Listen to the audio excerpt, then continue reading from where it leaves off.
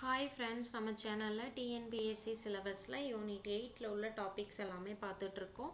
Previous வீடியோவில் மனித பரிணாம வளர்ச்சியும் சமூகமும்ல வரலாற்றுக்கு முந்தைய காலத்தோட பார்ட் 1 வீடியோ பார்த்தோம். பார்ட் 1 வீடியோவில் என்னென்ன பார்த்தோம் அப்படின்னா, புவியோட தொடக்க கால வரலாறு எப்படி இருந்துச்சு, மனிதனோட பரிணாம வளர்ச்சி எப்படி இருந்துச்சு, அவங்களோட பழங்கற்கால முறைகள் எப்படி இருந்துச்சு, அதை கீழ் பழங்கற்கால பரிணாமம், மேல் பழங்கற்கால பண்பாடு, இடைக்கற்கால பண்பாடு அப்படின்னு நாம் பார்த்தோம். அந்த வீடியோவோட கண்டினியூவேஷன் தான் இது. அந்த வீடியோ பார்க்காதவங்க அந்த வீடியோ பார்த்துட்டு இங்கே வாங்க, அப்போ தான் உங்களுக்கு புரியும். அந்த வீடியோ பார்க்காதவங்களுக்கு நான் லிங்க் டிஸ்கிரிப்ஷனில் கொடுக்குறேன், செக் பண்ணி பார்த்துக்கோங்க. நம்ம வீடியோவுக்கு புதுசாக வந்தவங்க சேனலை சப்ஸ்கிரைப் பண்ணிவிட்டு பெல் ஐக்கானை கிளிக் பண்ணி வச்சுக்கோங்க. வாங்க வீடியோக்குள்ளே போகலாம். இதில் பாருங்கள், டுடே டாபிக் தொல் பழங்கால தமிழகம். இதுக்கு முன்னாடி என்ன பார்த்தோம்? தொல் பழங்கற்கால தமிழகம் பார்த்தோம். ஏன்னா அப்போ கற்களால் செய்யப்பட்ட கருவிகளுடைய பயன்பாடு அதிகமாக இருந்துச்சு. அதனால அது நம்ம கற்காலம் அப்படின்னு சொல்கிறோம். இது என்ன அப்படின்னா பிற்பழங்கற்கால பண்பாடு. அதை தான் நம்ம பார்க்க போகிறோம். நம்ம மனித இனத்தோட மூதாதையர்கள் அப்படின்னு யாரை சொல்கிறோம் அப்படின்னா, ஹோமினின் அப்படின்ற ஒரு இனத்தை தான் நாம் மனித மூதாதையர்கள் அப்படின்னு சொல்கிறோம். அவங்களால உருவாக்கப்பட்ட கருவிகள் மட்டும்தான் காலத்தால் முந்தைய பகுதியை சேர்ந்த பழங்கற்கால கற்கருவிகள் அப்படின்னு சொல்கிறாங்க. இந்த கற்கருவிகளை தமிழ்நாட்டில் தான் உருவாக்கி இருக்காங்க. இந்த பழங்கற்கால கருவிகள் நமக்கு எங்கெங்கே கிடைச்சிருக்கு அப்படின்னா, சென்னையை சுற்றியுள்ள பகுதிகளில், குறிப்பாக அதிரம்பாக்கம், குடியம் உள்ளிட்ட இடங்கள்லாம் இந்த கற்கால கருவிகள் நமக்கு கிடைச்சிருக்கு. இந்த அதிரம்பாக்கத்தில் நடந்த தொல்லியல் அகழாய்வில் அங்கே கிடைச்ச பொருட்கள் மீது காஸ்மிக் கதிர்களை செலுத்துவதன் மூலமாக அது எந்த காலத்தை சேர்ந்தது அப்படின்றத நம்மளால அறிய முடியும். அப்படி இவங்க கண்டுபிடிச்சது, அந்த கருவிகள் எந்த காலத்தை சேர்ந்தது அப்படின்னா 1.5 2 மில்லியன் ஆண்டுகளுக்கு முன்னாடியே இந்த கற்கருவிகளை உருவாக்கியிருக்காங்க. அப்போ 1.5 2 மில்லியன் ஆண்டுகளுக்கு முன்னாடியே மனிதர்கள் வாழ்ந்திருக்காங்க அப்படின்றத இது நமக்கு உறுதி செய்யுது. அது மட்டும் இல்லாமல் கொசஸ்தலையாறு அப்படின்ற இடத்துல தான் நம்ம மனித மூதாதையர்கள் வசிச்சிருக்காங்க. அவங்க வசித்த முக்கியமான இடங்கள்ல ஒன்று தான் தலையாறு. இதை நல்லா நோட் பண்ணி வச்சுக்கோங்க. இந்த கொஸ்டின் ரொம்ப இம்பார்ட்டன்ட். இங்க வாழ்ந்த மனித மூதாதையர்கள்ல ஹோமோ எரெக்ட்ஸ் அப்படின்ற வகையை சேர்ந்தவங்க அப்படின்னு சொல்லியிருக்காங்க. ஓகே, தொல்லியல் அகழாய்வு அப்படின்னா என்ன அப்படின்னா, மண்ணில் புதைஞ்சு கிடக்கக்கூடிய கற்கருவிகள், பானைகள், விலங்குகளோட எலும்புகள், மகரந்தங்கள், இது எல்லாத்தையுமே தோண்டி எடுத்து மனிதர்களோட கடந்த கால வாழ்க்கை முறை எப்படி இருந்துச்சு அப்படின்றத தெரிஞ்சுக்கிறதுக்காக தான் தொல்லியல் அகழாய்வு நாம் யூஸ் பண்ணிட்டு இருக்கோம். அதோட டெஃபினிஷன் பாருங்க. மண்ணில் புதைந்துள்ள கற்கருவிகள், பானைகள், விலங்குகளின் எலும்புகள், மகரந்தங்கள் ஆகியவற்றை அகழ்ந்தெடுத்து மனிதர்களின் கடந்த கால வாழ்க்கை முறையை புரிந்து கொள்வது தொல்லியல் அகழாய்வு ஆகும். ஓகே, காஸ்மிக் கதிர் பாய்ச்சி கணித்தல் அப்படின்னா என்ன அப்படின்னா, நம்ம தோண்டி எடுத்த பொருட்கள் மீது காஸ்மோஜெனிக் அப்படின்ற கதிர்களை செலுத்தி அந்த காலத்தை, எந்த காலத்தை சேர்ந்தது அப்படின்னு கண்டுபிடிப்பாங்க. அதை தான் காஸ்மிக் கதிர் பாய்ச்சி கணித்தல் அப்படின்னு சொல்லியிருக்காங்க. மாதிரிகளின் காலத்தை கணிக்க காஸ்மோஜெனிக் கதிர்களை வெளிப்படுத்தி அறியும் முறை அப்படின்னு சொல்லியிருக்காங்க. ஓகே, இப்போ சர் ராபர்ட் ப்ரூஸ்பூட் அப்படின்றவர் இங்கிலாந்தை சேர்ந்த ஒரு நிலவியலாளர். ஓகேவா? இவர் 1863 சென்னைக்கு பக்கத்தில் உள்ள பல்லாவரத்தில் பழங்கற்கால கருவிகளை முதன்முறையாக கண்டுபிடிச்சிருக்காரு. இது ரொம்ப ரொம்ப இம்பார்ட்டண்டான கொஸ்டின், நல்லா ஞாபகம் வச்சுக்கோங்க. 1863 சர் ராபர்ட் ப்ரூஸ்பூட் அப்படின்றவர் இங்கிலாந்தை சேர்ந்த நிலவியலாளர். இவர் சென்னைக்கு பக்கத்தில் உள்ள பல்லாவரத்தில் பழைய கற்கால கருவிகளை ஃபஸ்ட்டு இவர் தான் கண்டுபிடிச்சாரு. ஓகே, இந்தியாவில் இந்த மாதிரி கருவிகள் இப்போ தான் முதலாக கண்டுபிடிக்கப்பட்டிருக்கு. அதுவும் அந்த பல்லாவரத்தில் தான் கண்டுபிடிக்கப்பட்டிருக்கு.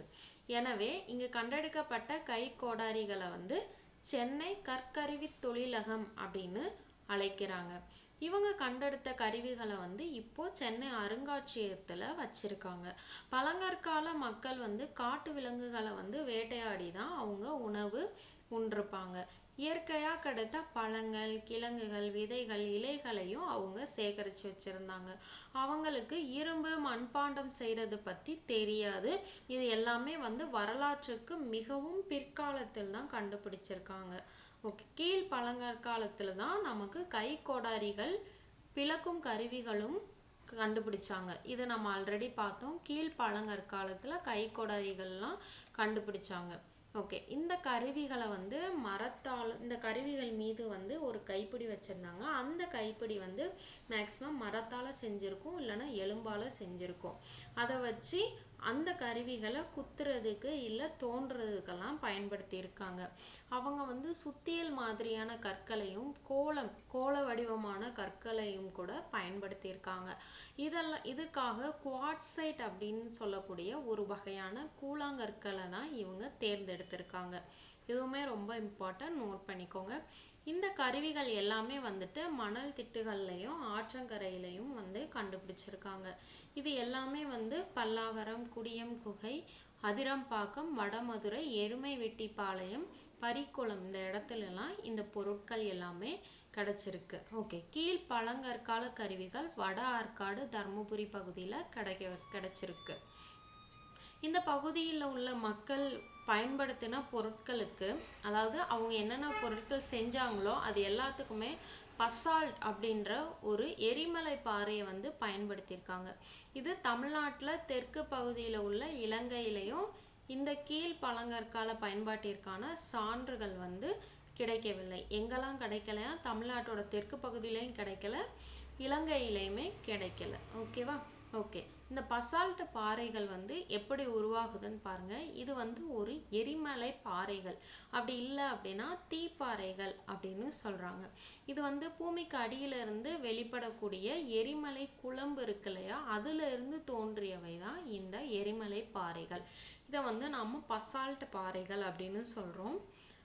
டெஃபினிஷன் கொடுத்துருக்காங்க பாருங்க. இவை எரிமலை பாறைகள் அல்லது தீப்பாறைகள் ஆகும். பூமிக்கு அடியிலிருந்து வெளிப்படும் உருகிய எரிமலை குழம்பிலிருந்து தோன்றியவை எரிமலை பாறைகள் ஆகும் அப்படின்னு சொல்லியிருக்காங்க.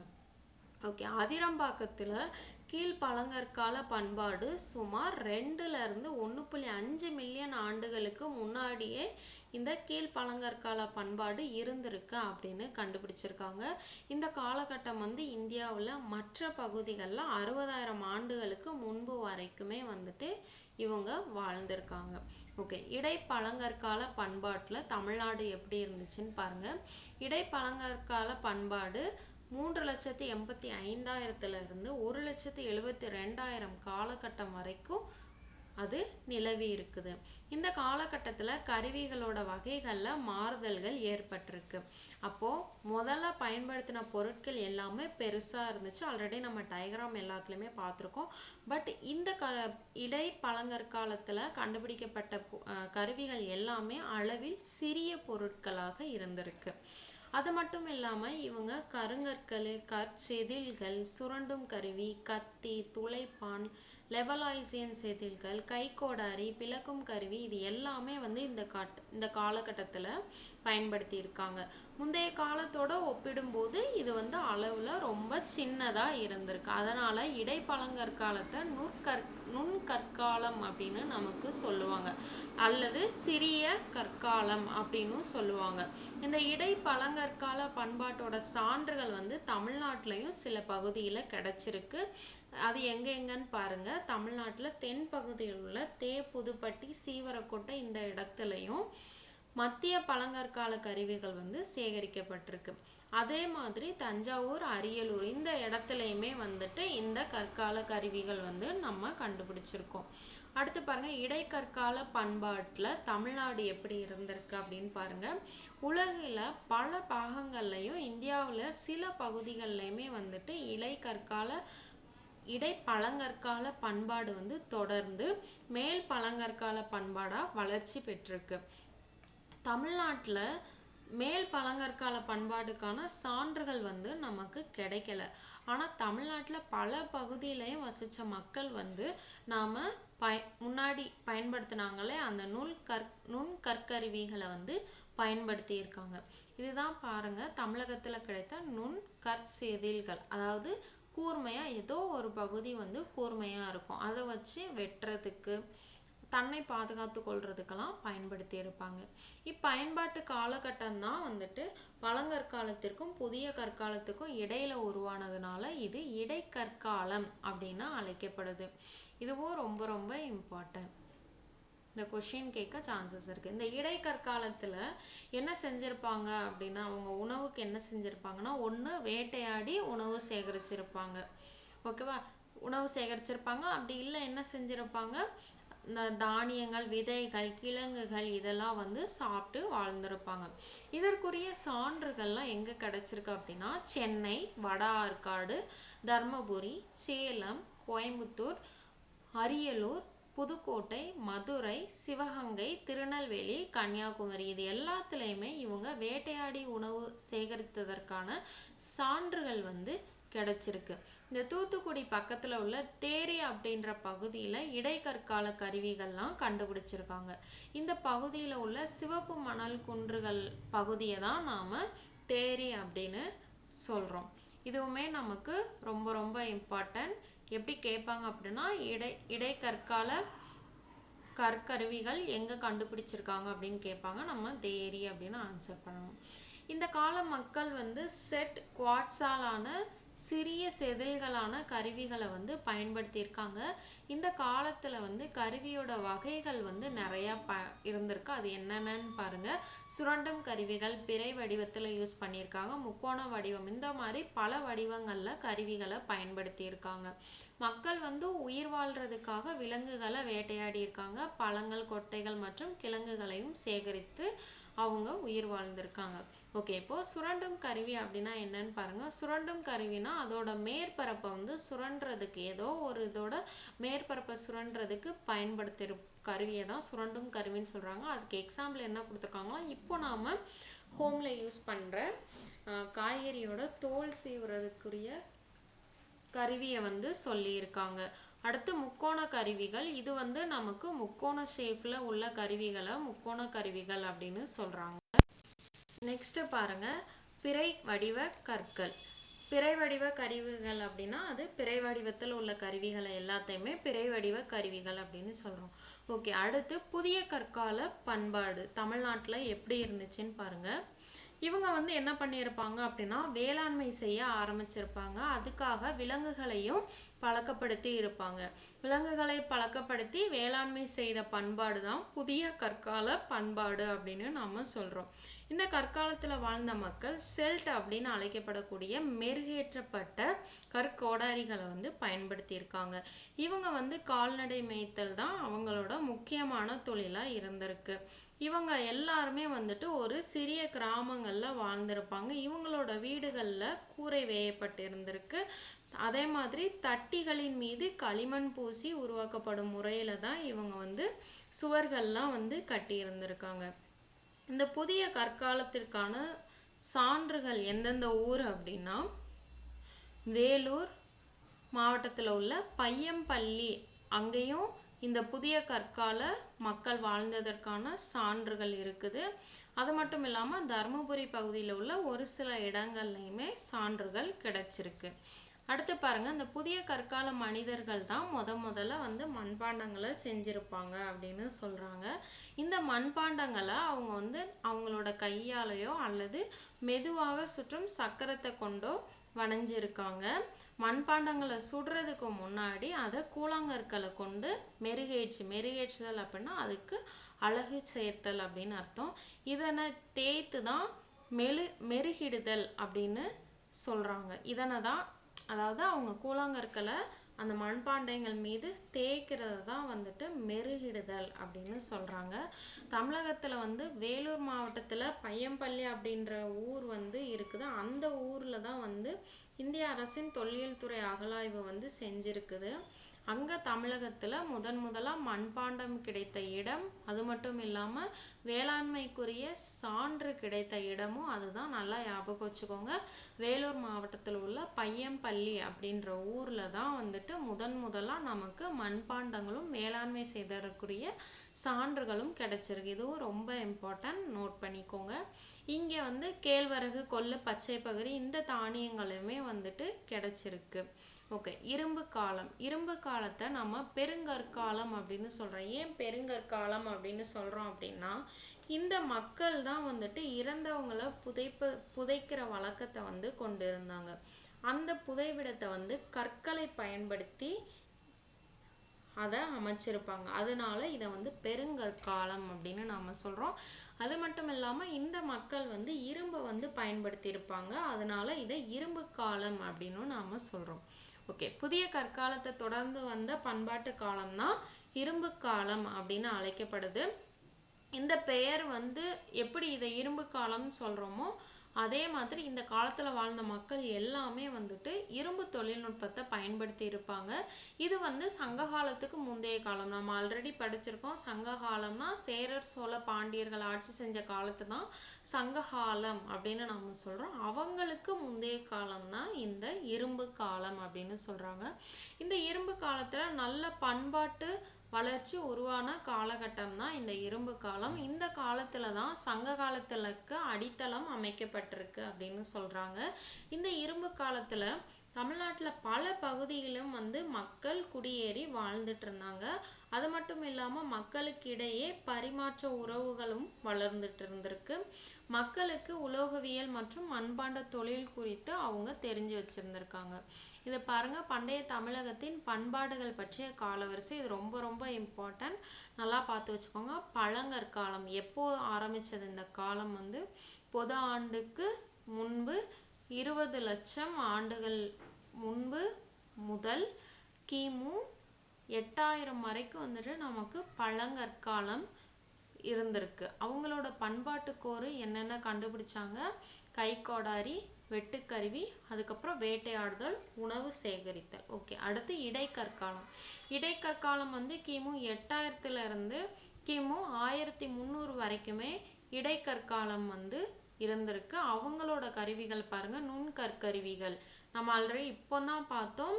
அவங்க வந்துட்டு கருவிகள் பழங்கற்காலத்துல பெரிய அளவிலான கருவிகள்லாம் பயன்படுத்தினாங்க. பட் இடைக்கற்காலத்துல கருவிகளோட அளவு வந்து சிறுசா இருந்துச்சு. அதனால அதை வந்து நுண்கற்காலம் அப்படின்னு சொல்லுவாங்க அப்படின்னு நான் சொன்னேன். அதை தான் இங்கே கொடுத்துருக்காங்க, நுண்கற்கருவிகள்.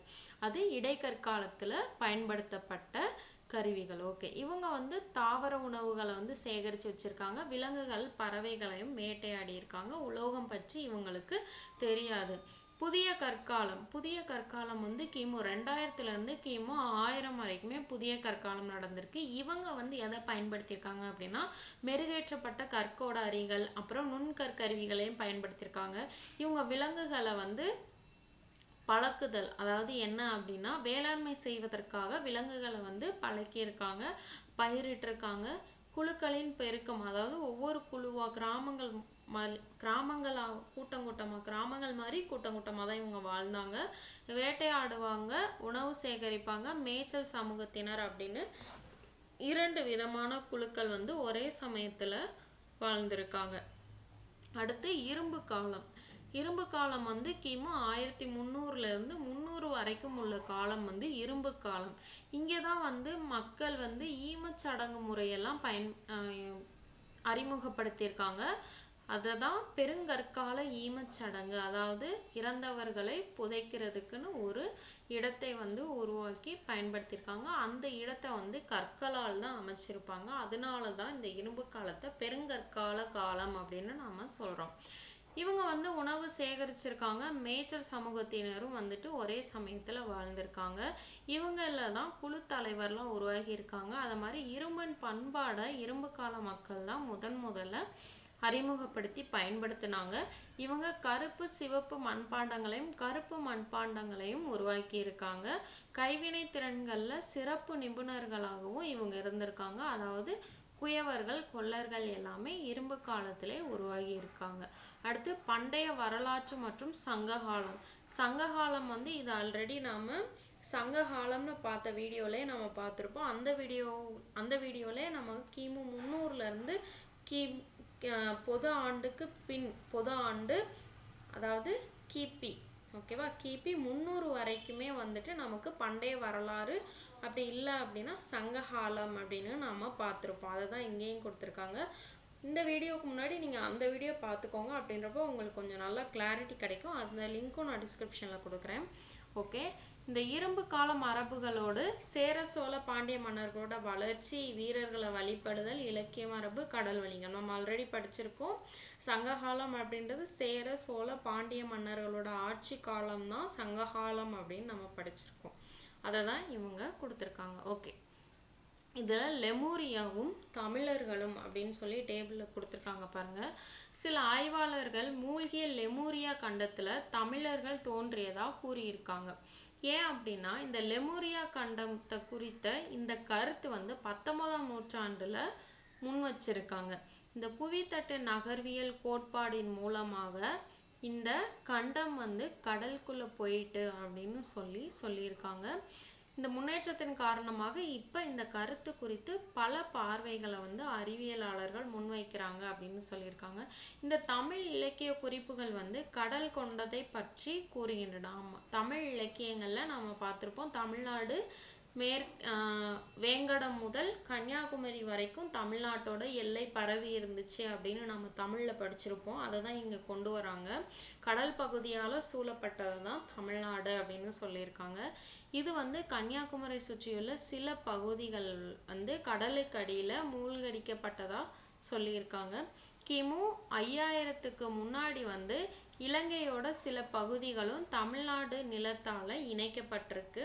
இது கடல் மட்ட உயர்வின் காரணமாக கன்னியாகுமரியில் உள்ள சில நிலப்பகுதிகளும் இந்தியாவுக்கும் இலங்கைக்கும் உள்ள இணைப்பும் வந்து கடலுக்கு அடியில் செல்ல வாய்ப்பு அதிகமாக இருக்குது அப்படின்னு சொல்லி ஆழ்கடல் ஆய்வுகள் வந்து வெளிப்படுத்துகிறாங்க. அதாவது அறிஞர்கள் வந்து சொல்லியிருக்காங்க. ஸோ இந்த பகுதியில் நமக்கு கூடுதலாக ஆழ்கடல் ஆய்வுகள் வந்து தேவைப்படுது. தமிழகம் உள்ளிட்ட தென்னிந்திய பகுதிகளில் இடைக்கற்காலம் முதல் புதிய கற்காலம் வரை மனித இனம் குறிப்பிட்ட எண்ணிக்கையில் தொடர்ந்து வாழ்ந்திருப்பதற்கான சான்றுகள் அகழாய்வுகள் வெளிப்படுத்துகின்றன. ஆமாம், தமிழ்நாட்டில் தென்னிந்திய பகுதியில் இடைக்கற்காலத்திலிருந்து புதிய கற்காலம் வரைக்குமே மனிதர்கள் வந்து தொடர்ந்து வாழ்ந்திருக்காங்க அப்படின்றதுக்குரிய சான்றுகள் நமக்கு அகழாய்வுகள் மூலம் கிடைச்சிட்ருக்கு அப்படின்னு சொல்லியிருக்காங்க. ஓகே, இவங்க இரும்பு, வெண்கல பொருட்கள், தங்க அணிகலன்கள் எல்லாமே பயன்படுத்தியிருக்காங்க. இவங்க சங்காலான அணிகலன்களையும் செம்மணிக்கல் அதாவது கார்னீலியன் அப்படின்ற ஒரு அணிகற்களையும் பளிங்காலான அப்படின்னா குவார்ட்ஸ் கற்கள்னு சொல்லுவோம்ல, அதோட மணிகளையுமே வந்துட்டு அணிகலன்களாக பயன்படுத்தியிருக்காங்க. இது வந்து தூத்துக்குடி மாவட்டத்தில் இருக்க ஆதிச்சநல்லூர், மதுராங்கத்திற்கு பக்கத்தில் இருக்க சானூர், புதுக்கோட்டைக்கு பக்கத்தில் இருக்க சித்தன்னவாசல் இந்த இடங்கள்லாம் இரும்பு கற்காலத்திற்கான சான்றுகள் வந்து கிடைக்க பெற்றிருக்கு. தமிழகம் முழுவதுமே வந்துட்டு பெருங்கற்கால ஈமச்சின்னங்கள் வந்து காணப்படுது. இதுக்கு ஒரு டயக்ராமே கொடுத்துருக்காங்க, அதை பார்க்கும்போது உங்களுக்கு நல்லா தெரியும். ஓகே, இந்த பெருங்கற்கால ஈமச்சின்ன வகைகள் என்னென்னு பாருங்க. மக்கள் வந்து இறந்தவங்களை புதைக்கிறதுக்கு பெரிய கற்களை பயன்படுத்தினதுனால தான் இரும்பு காலம் வந்து பெருங்கற்காலம் அப்படின்னு அழைக்கப்படுது. ஓகே, இது நம்ம ஆல்ரெடி நான் முன்னாடியே சொல்லியிருக்கேன். அடுத்து பாருங்க, இறந்தவர்களோட உடலை வந்து புதைக்கும் போது ஈம பொருட்களாக அவங்க என்னென்ன கொடுத்துருக்காங்கன்னு பாருங்க. இரும்பு பொருட்கள் போட்டிருக்காங்க, அப்புறம் கார்னீலியன் மணிகள், வெண்கல பொருட்கள், இது எல்லாமே சேர்த்து புதைக்கப்பட்டிருக்கு. இது நம்ம ஆல்ரெடி சிந்து சமவெளி நாகரிகத்திலே நம்ம பார்த்துருப்போம்.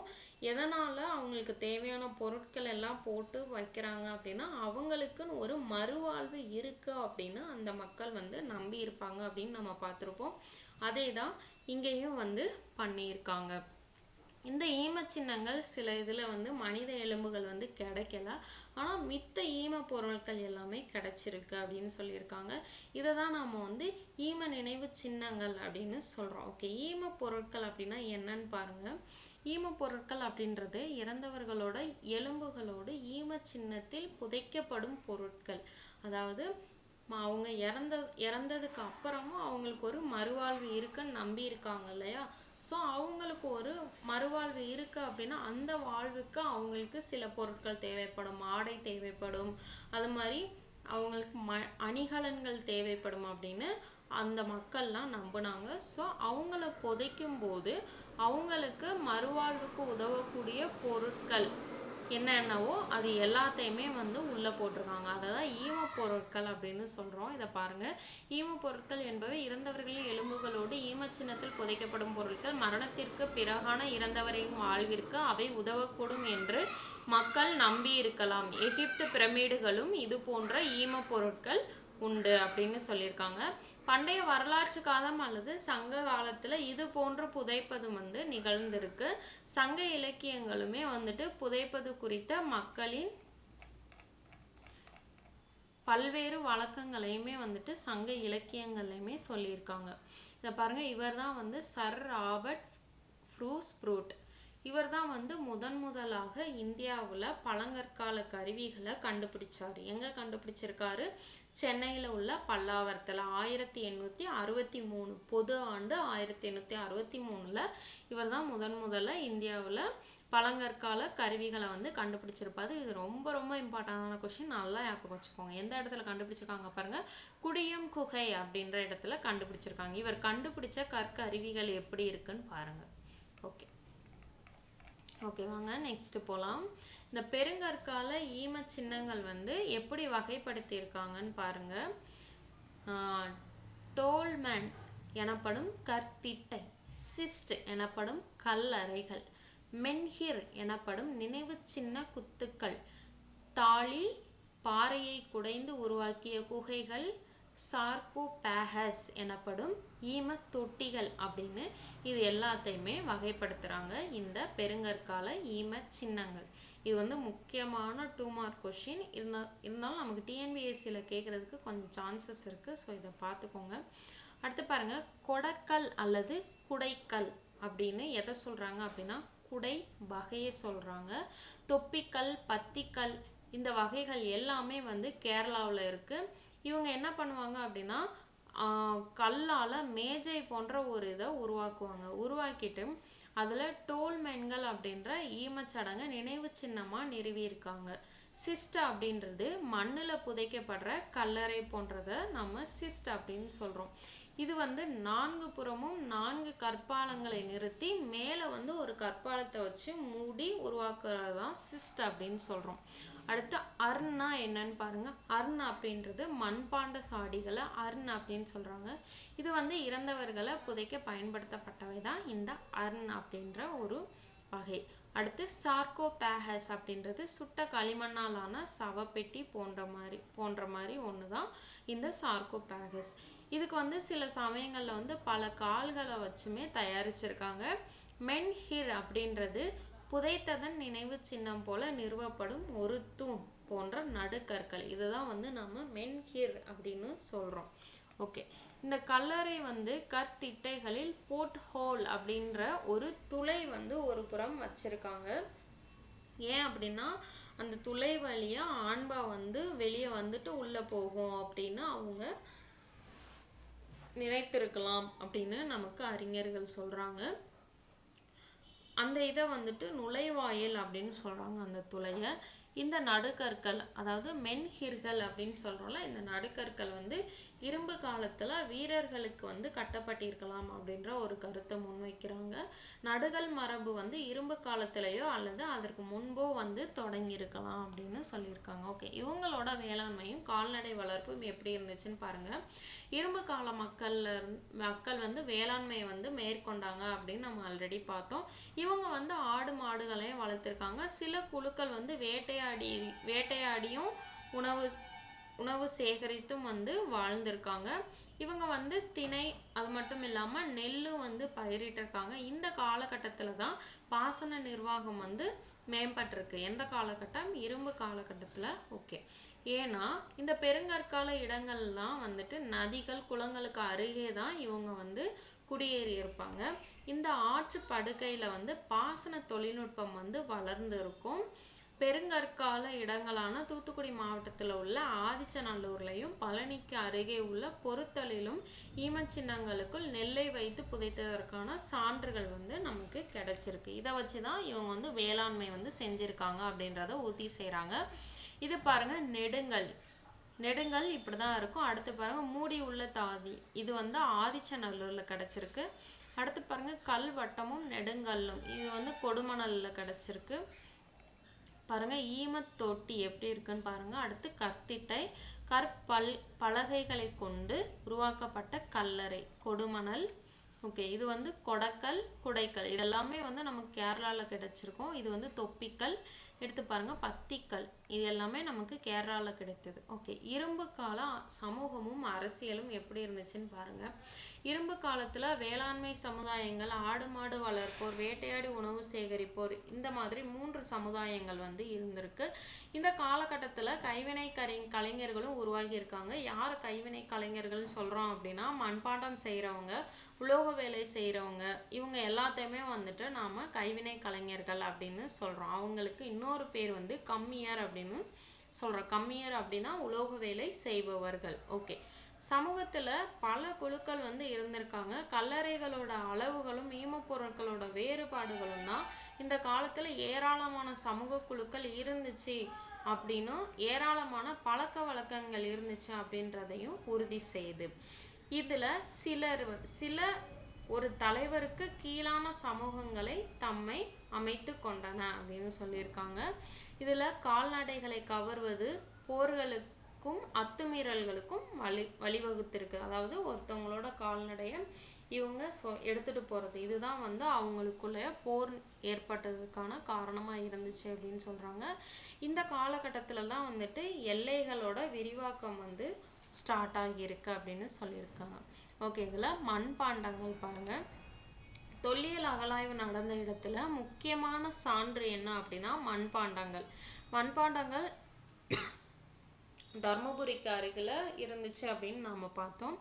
இந்த இரும்பு கால சங்ககால மக்கள் வந்து கருப்பு மற்றும் சிவப்பு நிறங்களை தான் மண்பாண்டங்களுக்கு பயன்படுத்தி இருப்பாங்க. நல்லா ஞாபகம் வச்சுக்கோங்க. சிந்து சமவெளி நாகரிகத்துல வேற, இதுல வேற. அவங்க என்ன பண்ணியிருப்பாங்க அப்படின்னா, கருப்பு கலரு அடிச்சுட்டு சிவப்பு நிறத்துல ஓவியம் வரைஞ்சிருப்பாங்க. இவங்க வந்து என்ன பண்ணியிருக்காங்க அப்படின்னா, மண்பாண்டங்களை கருப்பு சிவப்பு நிறங்களை பயன்படுத்தி மண்பாண்டங்களை வந்து உருவாக்கியிருக்காங்க அப்படின்னு சொல்லியிருக்காங்க. மண்பாண்டங்களை வந்து சமையல் பொருட்களை சேகரிக்கிறதுக்கும் சாப்பிட்றதுக்கும் பயன்படுத்தியிருக்காங்க. இவங்க கருப்பு இல்லைன்னா சிவப்பு மண்பாண்டங்களை உள்ள வந்து கருப்பாகவும் வெளியே வந்து சிகப்பாகவும் உருவாக்கியிருக்காங்க. வெளிப்புறம் வந்து மேக்சிமம் பளபளப்பாக இருக்கும். ஓகே, இரும்பு தொழில்நுட்பமும் உலோக கருவிகளும் பாருங்க. பெருங்கற்கால கல்லறைகளில் ஈம பொருட்களான ஏராளமான இரும்பு பொருட்கள் வந்து வச்சு தான் இவங்க வந்து ஈமச்சடங்குகளை நிறைவேற்றியிருக்காங்க. அது என்னென்னு பாருங்க. வாள், குறுவாள் போன்ற கருவிகள், அது மட்டும் இல்லாமல் கோடரி, உளி, விளக்குகள், முக்காலிகள், இது எல்லாமே வந்துட்டு வச்சு ஈமச்சடங்குகள் செஞ்சிருக்காங்க. நம்ம ஆல்ரெடி பார்த்தோமா, அவங்களுக்கு இறந்ததுக்கு அப்புறமும் மறுவாழ்வு இருக்கும் அப்படின்னு அவங்க நம்பினாங்க. இதை பாருங்க, இந்த மாதிரி தான் அவங்க பானைகளை வந்து தயாரிச்சிருக்காங்க. கருப்பு சிவப்பு பானை ஓடுகள், இது வந்து ஆதிச்சநல்லூர்ல கிடைச்சிருக்கு. அடுத்து பாருங்க இரும்பு வாளும் கத்தியும், இதுவும் ஆதிச்சநல்லூர்ல கிடைச்சிருக்கு. செகண்ட் ஒன்று பாருங்க, ஆரோவில் புதுச்சேரி பகுதியில் உள்ள ஈம சின்னங்களில் கிடைத்த ஒரு வெண்கல சின்னம் தான் இது. வெண்கல கிண்ணம் தான் இது.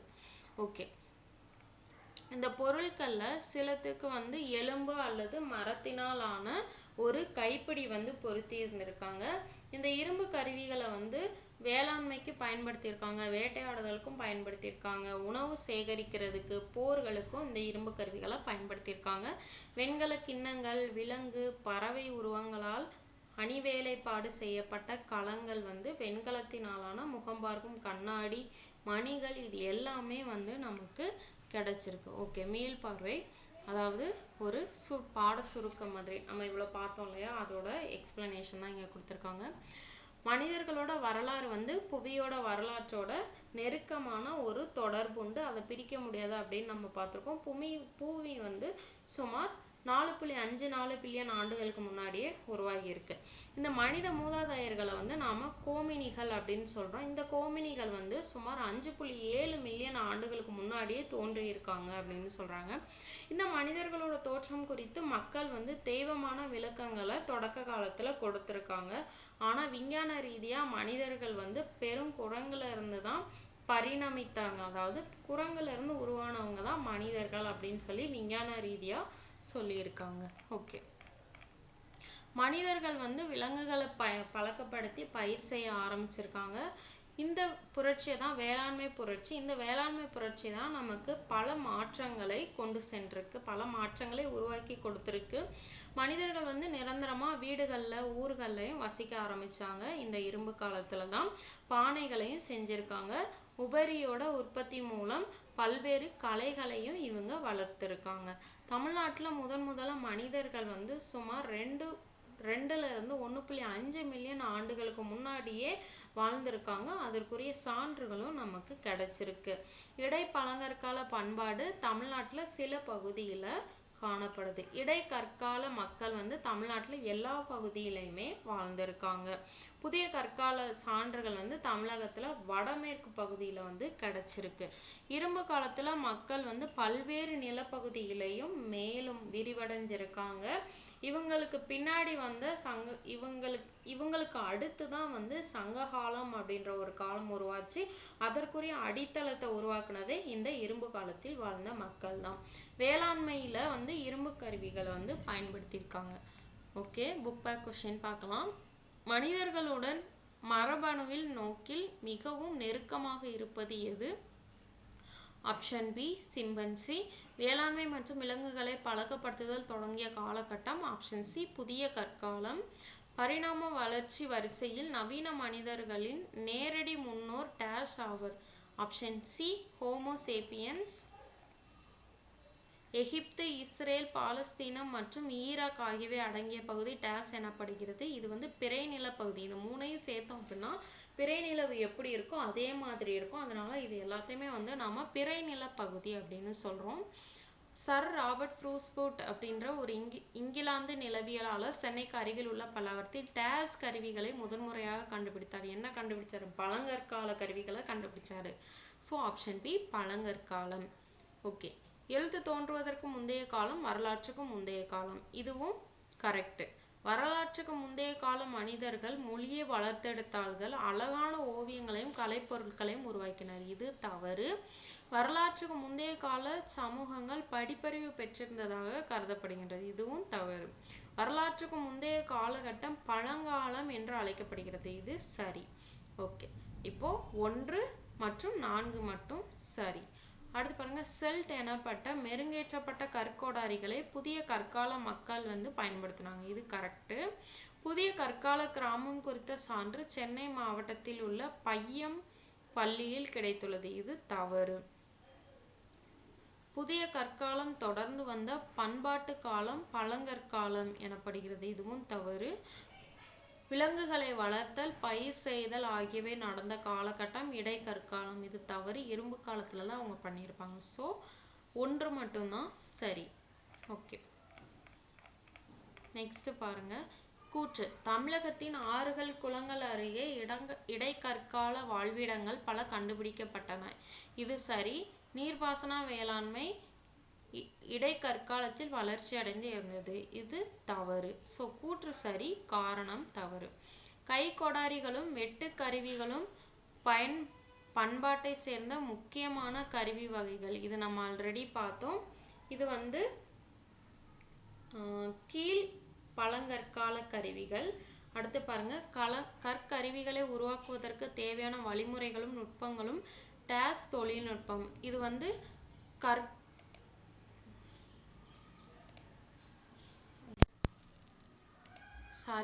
பார்க்கலாம். கை கோடாரிகளும் வெட்டுக்கருவிகளும் கீழ் கற்கால பண்பாட்டை சேர்ந்தது. இதை வந்து கற்கருவிகளை உருவாக்குவதற்கு தேவையான வழிமுறைகளும் நுட்பமும் டேஸ் தொழில்நுட்பம் அப்படின்னு சொல்லியிருக்கோம். இது வந்து கற்தொழில்நுட்பம் அப்படின்னு சொல்லுவாங்க. பழங்கற்காலத்திற்கும் புதிய கற்காலத்திற்கும் இடைப்பட்ட காலத்தை தான் நாம் இடைக்கற்காலம் அப்படின்னு சொல்லுவோம். இதில் சரியான கூற்றை தேர்ந்தெடுங்கன்னு சொல்லியிருக்காங்க. இதில் ஆப்ஷன் ஏ மட்டும்தான் சரி. மனிதர்களின் தோற்றத்தை அறிவியல் நோக்கில் புரிந்து கொள்ள தகுதியுள்ளது, தப்பிப்பிழைக்கும் என்ற கருத்து உதவுகின்றது. இது கரெக்ட். ஓகே, அடுத்து பாருங்க. குரங்கினால் உராங்குட்டான் மனித மரபுக்கு மிக நெருக்கமான குரங்கினமாகும். இது தவறு. மனிதர்களின் முன்னோர்களை ஹோமினின் என்கிறோம். அவர்களின் தோற்றம் குறித்த சான்றுகள் ஆப்பிரிக்காவில் கிடைத்துள்ளன. இது சரி. செதிலை கருவிகள் பயன்படுத்த முடியாது. இது தவறு. சிறு தொழில்கள் தயாரிக்க பயன்படும் மூலக்கல் அச்சூலியன் எனப்படும். இதுவும் தவறு. அடுத்து பொறுத்துக. பழங்கால மானுடவியல். இது மனித இன முன்னோர்களை குறித்த ஒரு ஆய்வு தான் பழங்கால மானுடவியல். கோடரி கருவிகளை நம்ம அச்சூலியன் அப்படின்ற இடத்துல கண்டுபிடிச்சிருப்பாங்க. ஸோ இந்த கருவிகளை அச்சூலியன் அப்படின்னு நம்ம அழைக்கிறோம். கல்லிலும் எலும்பிலும் காணப்பட்ட உருவங்கள். இது வந்து வீனஸ் அப்படின்ற இடத்துல ஃபைண்ட் அவுட் பண்ணியிருப்பாங்க. அடுத்து பாருங்க, செம்மண் மேடுகள். அதை வந்து தேரி அப்படின்ற இடத்துல செம்மண்ணால் ஆன குன்றினை தான் நம்ம தேரி அப்படின்னு அழைக்கிறோம். சிறிய அளவிலான கல்லாலான செய்பொருட்கள். அதை வந்து நுண்கற்காலம். ஏன்னா பழங்கற்காலத்தை தொடர்ந்து வந்த புதிய கற்கால மக்கள் தான் வந்துட்டு அதாவது சிறிய அளவிலான கற்களை பயன்படுத்தினாங்க. ஸோ அதை வந்து நுண்கற்காலம் அப்படின்னு நாம சொல்றோம். ஓகே ஃப்ரெண்ட்ஸ், இந்த வீடியோ உங்களுக்கு பிடிச்சிருக்கோம் நம்புறேன். வீடியோ பிடிச்சிருந்தா சப்ஸ்கிரைப் பண்ணுங்க, லைக் பண்ணுங்க, ஷேர் பண்ணுங்க.